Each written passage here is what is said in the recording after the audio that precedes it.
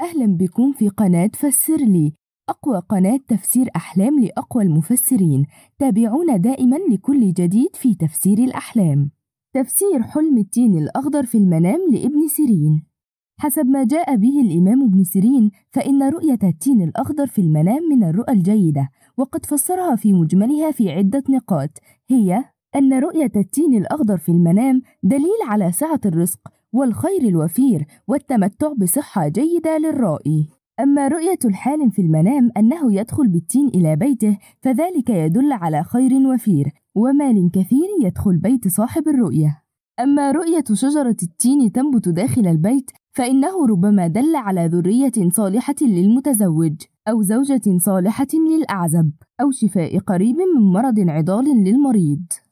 ورؤية تناول التين بعد قطفه دليل على مال وفير وذرية طيبة صالحة، وأن صاحب الحلم سيستمتع بمكانة مرموقة قريبا.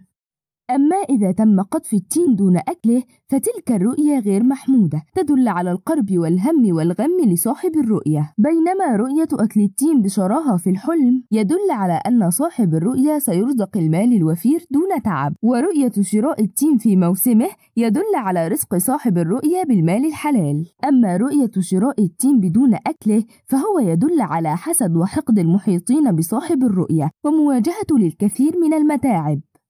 تفسير حلم التين الأخضر الكبير يدل على الخير الوفير والرزق الواسع. تفسير حلم التين الأخضر للمتزوجة. قال ابن سيرين أن رؤية التين الأخضر للمتزوجة يعتبر من الرؤى المحمودة التي تبشرها بعدة أشياء، منها أن دخلها المادي سوف يزداد بطريقة كبيرة جدا.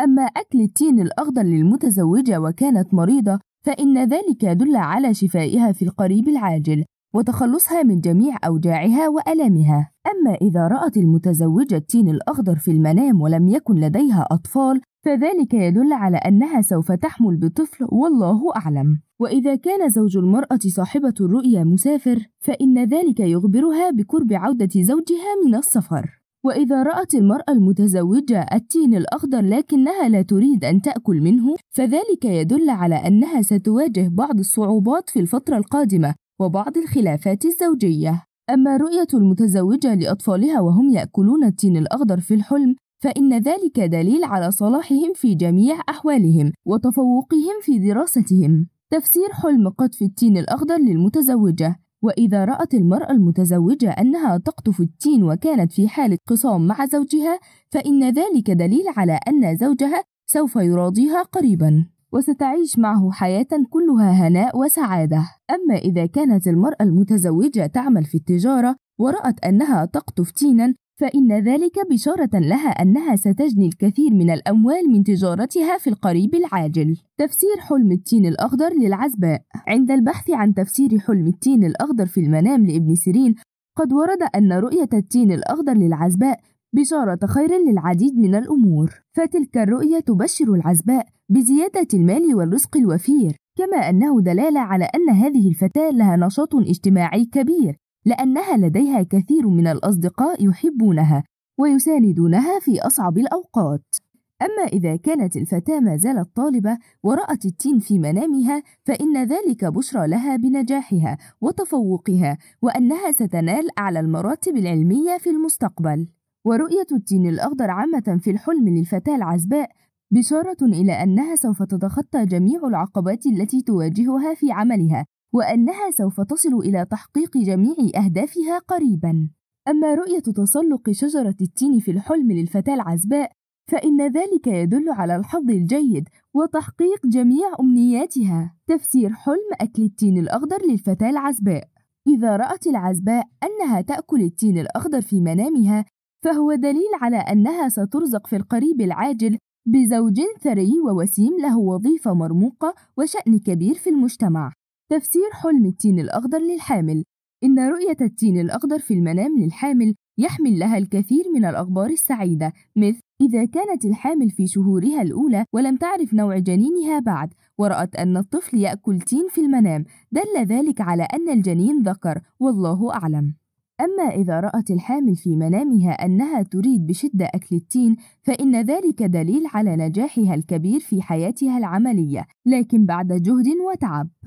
كما أن رؤية التين الأخضر في المنام للحامل تدل على تيسير جميع أمورها المتعسرة واقتراب ميعاد ولادتها، لذلك عليها الاستعداد وتجهيز كافة متطلبات الولادة. أما إذا رأت الحامل أنها تأكل التين الأخضر في المنام وهي سعيدة ومستمتعة بطعمه، فإن ذلك يدل على أنها ستسمع أخبار سارة قريباً. أما إذا وجدت أن طعم التين حامض وغير مستساغ، فذلك يدل على تدهور حالتها الصحية، فعليها الانتباه جيداً إلى صحتها. تفسير حلم التين الأخضر للمطلقة يدل على أنها سوف تنعم لاحقاً بحياة مستقرة هادئة، وأن الله سيعوضها عن جميع الأيام السيئة التي مرت بها. تفسير حلم أكل التين الأخضر من الشجرة. كما ورد عند البحث عن تفسير حلم التين الأخضر في المنام لابن سيرين أنه يدل قطف التين الأخضر في المنام على شجاعة صاحب الرؤية وقوة إرادته وشخصيته القيادية، وأنه سوف ينعم بالكثير من الخيرات في القريب العاجل بعد اجتيازه فترة طويلة من الضيق المادي والصعوبات.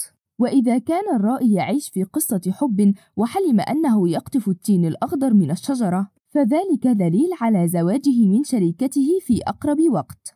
أما إذا رأى الشخص في منامه أنه يقطف التين ويجمعه وكان في حالة خصام مع أحد أصدقائه، فإن ذلك يدل على أنه سيتصالح مع صديقه وسينعم صاحب الرؤيا بعلاقات اجتماعية جيدة. وإذا رأى الشخص أنه يصعد شجرة التين الأخضر، دل ذلك على طموحاته العديدة في الحياة وسعيه الدائم لتحقيق تلك الطموحات. أما إذا رأى أنه ينزل من شجرة التين، فإن ذلك يدل على عدم إتمام أموره وفشله في تحقيق أمنياته وطموحاته، ويجب عليه أن يصر على النجاح في تحقيق آماله وتحدي كافة الأزمات التي ستقابله. شكرا لكم على وصولكم إلى هنا، ونتمنى لكم أحلاما طيبة. ولا تنسوا متابعتنا للمزيد من تفاسير الأحلام والرؤى على قناة فسرلي.